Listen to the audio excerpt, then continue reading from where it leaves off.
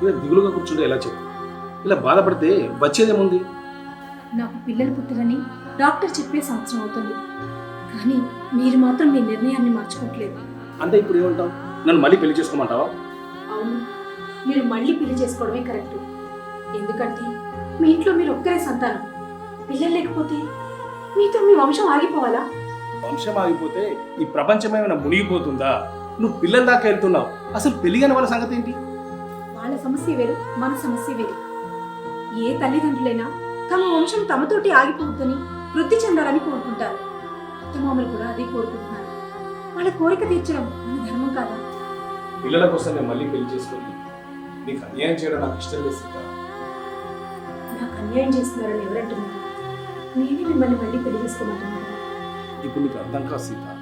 వచ్చేది మన పరిస్థితులు అర్థం చేసుకోకపోతే నువ్వు చాలా బాధపడవలసి వస్తుంది. అది చూసి నేను తట్టుకోలేను సీత. మన వంశం కోసం నేను ఎంతటి బాధనైనా భరించడానికి సిద్ధంగా ఉన్నాను. నేను అన్నీ ఆలోచించి ఈ నిర్ణయం తీసుకున్నాను. ప్లీజ్ కాదనకండి. సరే, మనందరం కలిసి ఉండడానికి మీరిద్దరూ ఒప్పుకుంటే మీరు చెప్పినట్టు నేను పెళ్లి చేసుకుంటాను. సరేనండి, అందరం కలిసి ఉందాం.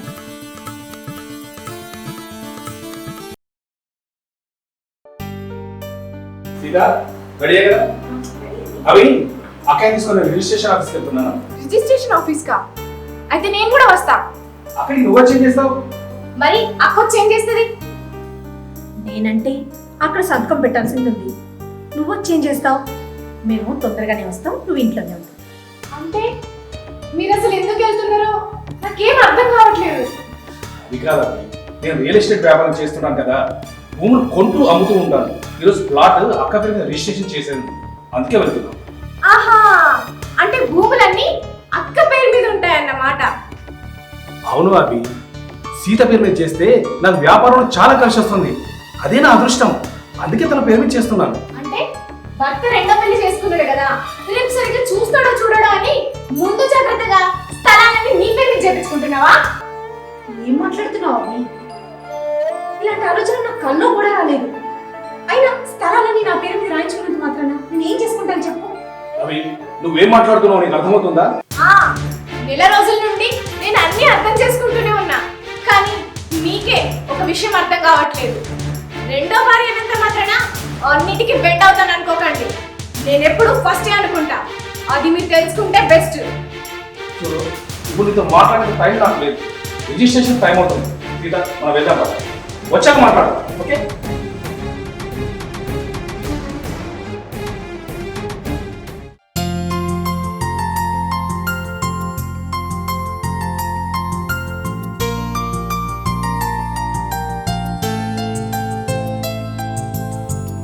హాయ్ అభి.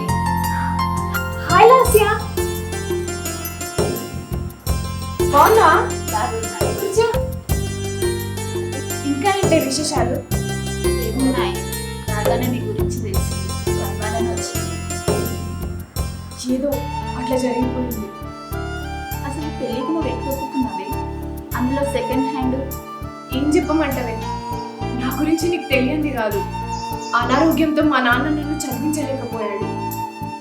అప్పట్లో ఓ సంబంధం వచ్చి ఎంగేజ్మెంట్ అయి క్యాన్సిల్ అయింది. అప్పటి నుండి ఏ సంబంధాలు రాలేదు. కట్నం ఇచ్చుకోలేని పరిస్థితి. ఏం చేయమంటావు? అసలు నువ్వు ఇంత అందంగా ఉంటావు, నీ యొక్క బంగారం ఇచ్చి చేసుకోవాల్సింది.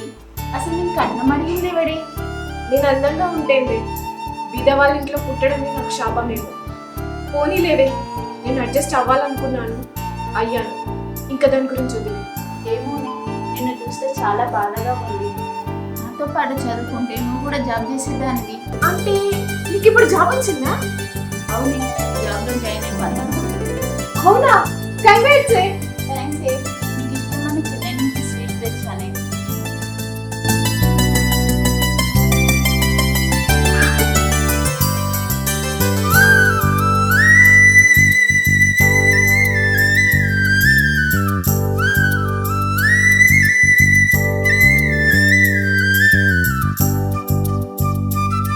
సరేలే, ఇవన్నీ నువ్వే తినేసి రాత్రి వస్తా. సరేనే, బాయ్.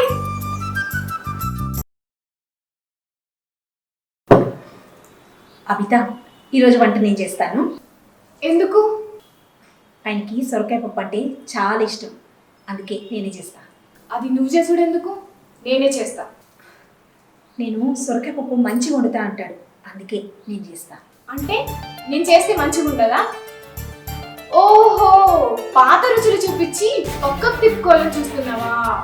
అదేంటి అదిగా అట్లా మాట్లాడుతున్నావు? పక్కకు తిప్పుండేది ఆయన ఇది కొత్తగా మాట్లాడుతున్నావు. కొత్తగా మాట్లాడకపోతే పాత వాటితోని పరేషాన్ ఉంటుంది, అందుకే ముందు జాగ్రత్త పడుతుంది. ఏం మాట్లాడుతున్నా నాకేం అర్థం అవుతుంది కదా. ఆయన ఇద్దరికి మొగుడైనా అన్ని విషయాలు నీకే చెప్తాడు, ఎక్కువసేపు నీతో గడపడానికే ప్రయత్నం చేస్తాడు. మరి అలాంటప్పుడు నన్ను చెప్పి పెళ్లి చేసుకున్నాడు. ఓ అలాంటిది ఏం లేదు అవిత. ఆయనకి నువ్వంటే కూడా చాలా ఇష్టం. ఆయన మనసు అర్థం చేసుకుంటే తెలుస్తుంది. ఆ మనసేదో తెలిసేలోపు నా బ్రతికే వ్యర్థమైపోయేటట్టుంది. అయ్యో, అదేంటి అవిత అలా మాట్లాడుతున్నావు? అవన్నీ మనం ముందే మాట్లాడుకున్నాం కదా. మాట్లాడుకున్నాం కానీ ఇప్పుడు అర్థమవుతుంది ఇద్దరం కలిసి ఉండలేమని. సరే నువ్వేం బాధపడకు, నేను వంటింట్లోకి రా, నువ్వే వంట చేసుకో.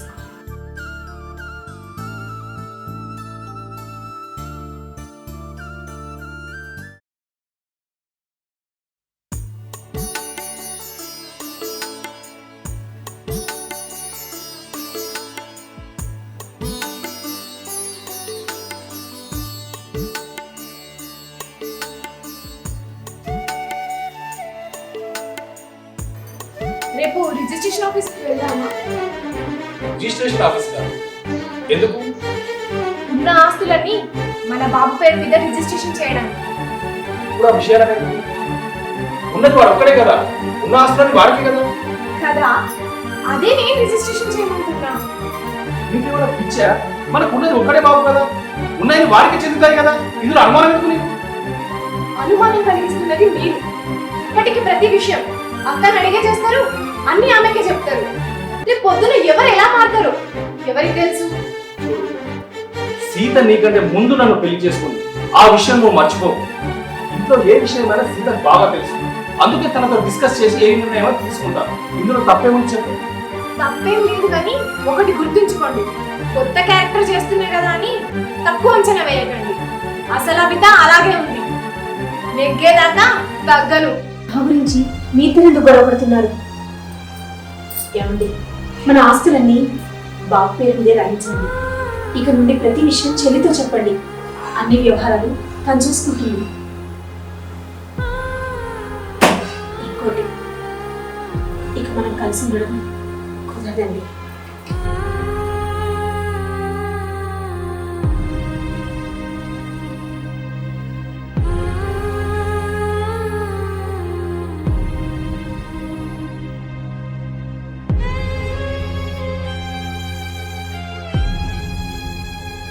అమ్మయ్య, మొత్తానికి వర్కౌట్ అయింది.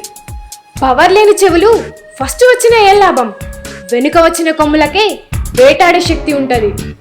ఇక ఈ ఇంట్లో పెత్తనం అంతా నాదే.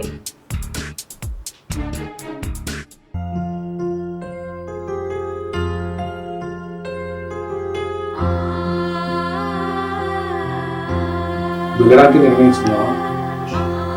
అవునండి, ఒకే ఊళ్ళో రెండు కత్తులు వెళ్ళలేవు కదా. ఈ ఇంట్లో మేము ఇద్దరం ఉండలేము, అందుకే వెళ్ళాలని నిర్ణయించుకున్నా. నీకు ఈ మాట నేను అప్పుడే చెప్పాను కదా సీత, విన్నావా? నువ్వే నన్ను మళ్ళీ పెళ్లి చేసుకొని బలవంత పెట్టావు. నిజమే, అందరం కలిసి ఉందాం అనుకున్నాం, కానీ చెల్లె అర్థం చేసుకోవట్లేదు. ఏం చేయని చెప్పండి. అలా అని నన్ను విడిచిపెట్టి వెళ్ళిపోతాను. కడదాకా కలిసి ఉందామని పెళ్లినాడు ప్రమాణాలు చేసుకున్నాను, అది నీకు గుర్తులేదా? నాకు కలిసి ఉండాలనుందండి, కానీ మా ఇద్దరి మధ్యలో మీరు నలిగిపోతున్నారు. ఆ బాధ నేను తట్టుకోలేకపోతున్నాను.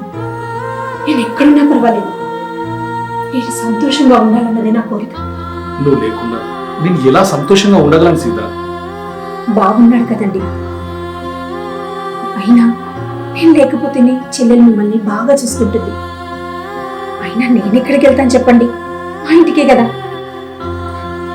మనం దూరంగా ఉన్నాం, మన మనసులు మాత్రం ఎప్పుడు దగ్గరగానే ఉంటాయి. నువ్వు వెళ్ళదు సీత. ఇన్నాళ్ళు మనం ఎంతో అన్యోన్యంగా కలిసి మన జట్టం చూసి ఏ దిష్టి తగిలిందో నువ్వు వెళ్తానంటున్నావు. నాకు మనస్ఫూర్తిగా వెళ్ళాలని లేదండి.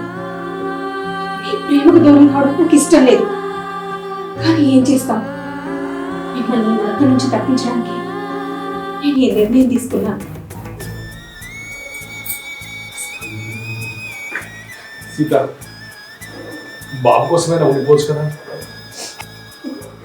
నేను ఇక్కడ ఉండలేనని చెప్పాను కానీ రానని చెప్పలేదు కదండి. నా అవసరం ఉన్నప్పుడు తప్పకుండా వస్తా. కానీ ఒక్క విషయం, ఏంటి సీత?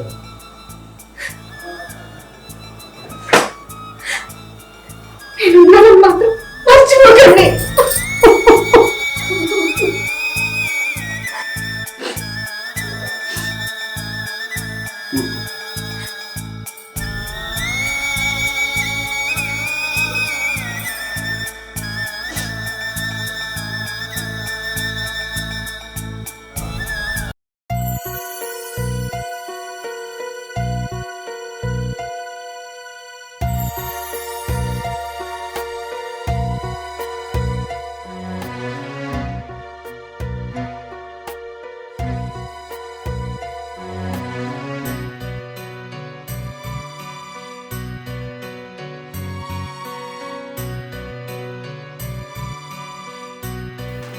డాక్టర్ ఏమన్నాడు అన్నయ్య?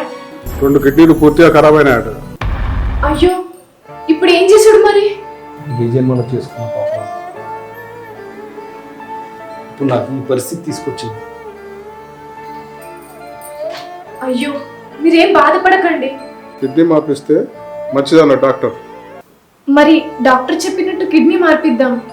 సరే, నాకు తెలిసిన ఫ్రెండ్ ఉన్నాడు, అతను అడిగి తెలుసుకుంటా. కిడ్నీలో రెడీగా ఉంటే అతన్ని కనుక్కోరా, టెస్ట్లని చెప్పిద్దాం. ఎంత ఖర్చు అవుతుందో అది కూడా కనుక్కో. సరే, మీరేం బాధపడకండి, ఎవరిని నేను చూసుకుంటా. సరే.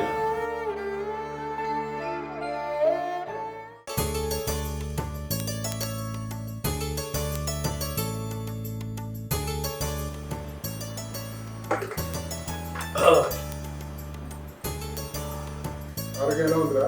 పర్వాలేదు, ఇప్పుడు బాగానే ఉంది. ఆయనకు ఆపరేషన్ 1 రోజులు అవుతుంది. పేరుకే పెద్ద భార్య. ఒక్కసారైనా వచ్చి చూసిందా? తను తీర్థయాత్రకు వెళ్ళినట్టు కదా. భర్త ఇంతటి అనారోగ్యంతో ఉంటే ఆమె తీర్థయాత్రలకు ఎట్లా పోతుంది? అంతకుముందు తను టికెట్ బుక్ చేసుకున్నాడు కదా. టికెట్ బుక్ చేసుకుంటే క్యాన్సిల్ చేసుకోరాదా? నీకంటే యాత్రలు ముఖ్యమా? అయినా తెలిసిన వాళ్ళకి అనారోగ్యంగా ఉంటేనే పలకరించి వస్తాం. అలాంటిది అది కూడా లేదు. ఏమో మరి, అది ఆమెకే తెలుసుకుంటాను. ఇన్ని రోజులు ఆయనకంటే అన్నీ అనుభవించి ఇప్పుడు ముఖం చాటేసిందంటే ఆమెనేమనుకోవాలి? ఇంత దుర్మార్గురాలు అనుకోలేదు. చూడదు, తను చేసిన త్యాగాల గురించి ఎంత చెప్పినా నీకు ఇప్పుడు అర్థం కాదు. తన స్థానాన్ని నీకు ఇచ్చి తాను తప్పు బయట ప్రపంచానికి మాత్రమే బాధ్యత. ఇప్పుడు అలాంటి త్యాగమూర్తి ఎందుకు రాలేదో నాకు కూడా అర్థం కావాలి. తను రాకున్నా తన మీద జాలి పడుతున్నాడే తప్ప ఆమె మీద కోపం రావటం లేదు. ఏదైనా తొలి పరిచయం మరపురానిదంటారు. మనమైతే చెప్పినాం, వస్తుందామో చూద్దాం. పోనీ లేరా, మావయ్యనైతే ఆపరేషన్ అప్పుడు మనతోటే ఉన్నాడు కదా. సరేగా, మళ్ళీ చేస్తాను.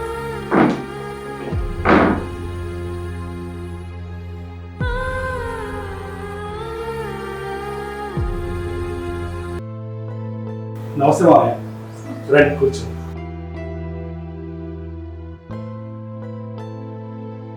ఆరోగ్యం బాగుందా అల్లుడు? ఇప్పుడు బాగానే ఉంది మావయ్య. అవును, సీత ఎలా ఉంది? దానికి ఆరోగ్యం బాగాలేదు, అదే చెప్పుదామని వచ్చిన. ఏంటి నువ్వు చెప్పేది? ఈమెకు ఆపరేషన్ అయితే కూడా రాలేదు నీ బిడ్డ, ఇప్పుడు ఆమెకు ఆరోగ్యం బాగాలేదని చెప్పడానికి వచ్చారా? అవి ఎందుకట్లా మాట్లాడదు? తనకి ఆరోగ్యం బాగాలేకపోతే చూసి రావాలి కదా. అంటే రేఖ, వచ్చి బాబుని తీసుకెళ్ళు. అంటే మీకేమైనా పర్లేదు, కానీ తనకు ఆరోగ్యం బాగాలేకపోతే వెళ్ళి చూసొస్తారా? అసలు ఈ టైంలో భర్తను వదిలేసి ఎవరైనా తీర్థయాత్రలకు వెళ్తారా? ఇలాంటి ఆడదాన్ని నేను ఎక్కడా చూడలేదు. ఇంతటి స్వార్థ పడాలనుకోలేదు. అవునమ్మా, నా బిడ్డ అంత స్వార్థపరాలైతే ఈ వంశం కోసం తను నిన్ను పెళ్లి చేసుకోమనేది కాదు. తన కాపురం ఏమైనా పర్వాలేదని మొగుడిని మీకు అప్పగించి మొండిగా ఒకటే బతికేది కాదు. చివరికి తన కిడ్నీ ఇచ్చి తన భర్త ప్రాణాలు కాపాడుకునేదమ్మా నా బిడ్డ. ఏంటి మామయ్య మీరు అంటున్నది? అవునరా, నీ కిడ్నీ ఇచ్చి శ్రీధరే. మరి నాకెందుకు చెప్పలేదు? ఇచ్చే ముందే తెలిస్తే ఒప్పుకోవాలని ఆపరేషన్ అయ్యేంత వరకు ఎవరికి చెప్పదని మాట తీసుకున్నాను. మరి మీరు యాత్రలకు వెళ్ళిందన్నారు. ఇక్కడే ఉండి రాకపోతే అనుమానం వస్తుందని అట్లా చెప్పినాం. అలాంటి నా బిడ్డ అనారోగ్యంతో ఇప్పుడు సీరియస్ గా ఉంది. అలాగా అయితే వెంటనే వెళ్ళి చూసేద్దాం పదా. పదండి మామయ్య.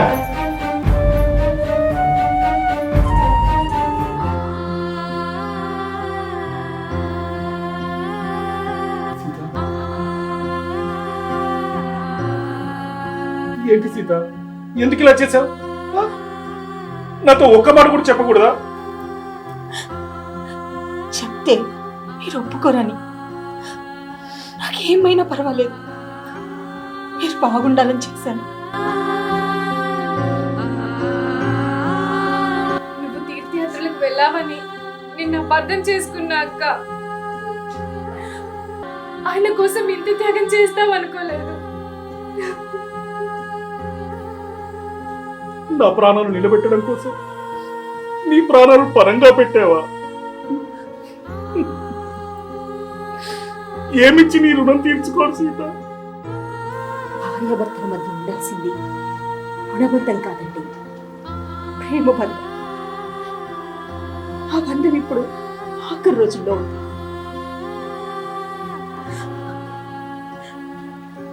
మీ ఇద్దరు ఎప్పుడు కలిసి సంతోషంగా ఉండాలన్నదే నా చివరి కోరిక. మీదింత పవిత్రమైన ప్రేమ అనుకోలేదు. మీరు అన్యోన్యంగా ఉంటే చూసి తట్టుకోలేకపోయాను. మిమ్మల్ని దూరం చేశాను. నన్ను క్షమించక్క. ఇందులో నువ్వు చేసిన తప్పే ఉంది. నీ స్థానంలో ఎవరైనా అంతే. ఏ ఆడదైనా తన భర్త తనకే సొంతం కావాలనుకుంటుంది. సీత, ఎంత డబ్బు ఖర్చు అయినా పర్వాలేదు, నేను నిన్ను బతికించుకుంటాను. సీత. అల్లుడు బాడీ అంత ఇన్ఫెక్షన్ ఉందట, డాక్టర్ కష్టమని చెప్పారు.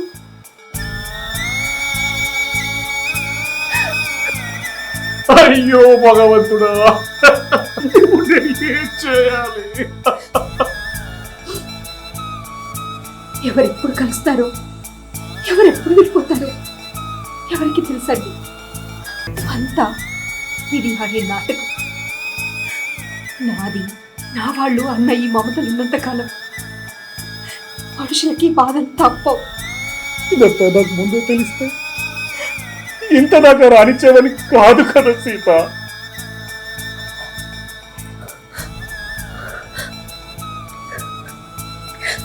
ఏమండి, మీరు బాధపడకండి. ఇన్నాళ్ళు నేను మీ మనసులోనే ఉన్నాననుకున్నాను, కానీ ఈ శరీరంలో భాగమయ్యే అదృష్టం నాకు కలిగింది.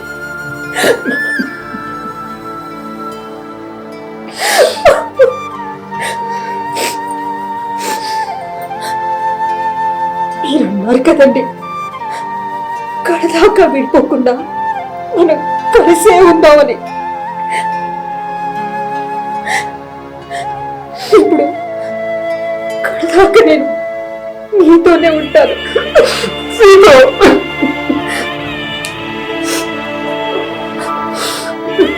మీరున్నంత కాలం మీలోనే ఉంటాను.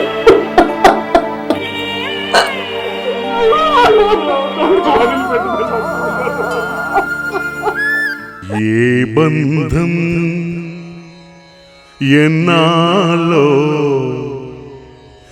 ఈ మమతలెన్ని నాలో, ఈ మమతలెన్ని నాలో. ఏ బంధం ఎన్నాలో ఈ మమతలెన్ని నాలో, ఈ మమతలెన్ని నాలో. రుణమేదో తీరేను నీకేల కనుల నీరు ఏ బంధం ఎన్నాళ్ళో ఈ మమతలెన్ని నాలో ఈ మమతలెన్ని నాలో. Hi friends, welcome to Kantala creations. చూసారు కదా మా వీడియో కనుక మీకు నచ్చినట్లయితే లైక్ చేయండి, షేర్ చేయండి, కామెంట్ చేయండి. మరిన్ని అప్డేట్స్ కోసం మై ఛానల్ సబ్స్క్రైబ్ చేయండి, బెల్ ఐకాన్ క్లిక్ చేయండి.